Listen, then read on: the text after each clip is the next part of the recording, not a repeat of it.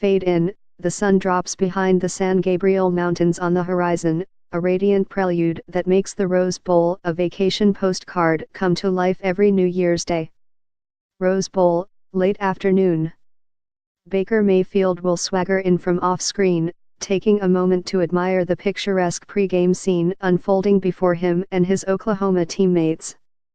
There will be a crowd of more than 90,000 people, almost evenly split between fans covered in red and black and those clad in the same crimson and cream as his helmet and uniform.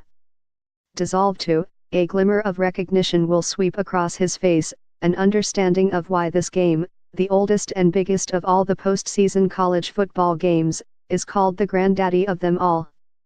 Mayfield, as per usual, can probably improvise from there. The rest of the script is in his hands. Like so many before him, Mayfield has gone west for the bigger stage and brighter lights. The Rose Bowl isn't quite Hollywood, it's only 15 miles away via the 101 freeway and the 110, but it's the closest that college football has to a blockbuster event.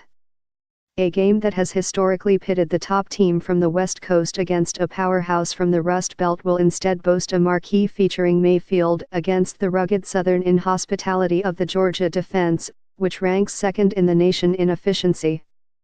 It is arguably the most compelling matchup in college football this year, an encounter that will determine which team gets a shot at the national championship in Atlanta a week later.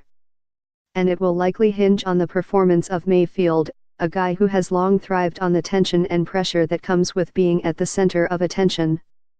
He is the sort of protagonist that America, though probably not in the Southeast U.S. and little to none of Georgia, can get behind. And why not? Mayfield has the scruffy-cheeked, rugged good looks of a leading man. As a former walk-on at both Texas Tech and Oklahoma, he has an underdog origin story many fans can relate to.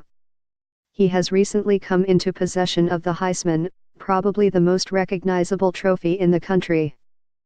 At this point, he even has the sort of one-name recognition reserved for only the headliners, Rihanna, Magic Madonna Tebow, Baker. And for the next week until Georgia and Oklahoma kick off on Monday, 5 p.m. ET, ESPN and ESPN app, Mayfield will be covered as they are, with reporters hanging on every word and action, hoping for another headline from the quotable quarterback. After all, he even has, shall we say, a past?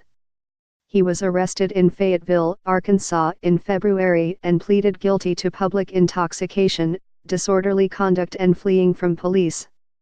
He apologized for planting a flag at the middle of Ohio State's field after a win there in September. And most recently, Mayfield was forced to sit out the start of his home finale against West Virginia after taunting and making a lewd gesture to Kansas fans during the game there. But here's a secret, that doesn't have to be a problem, and might even work to his advantage.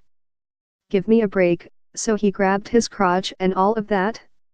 It was a reaction to an action, said Barry Switzer, the Sooners coaching legend.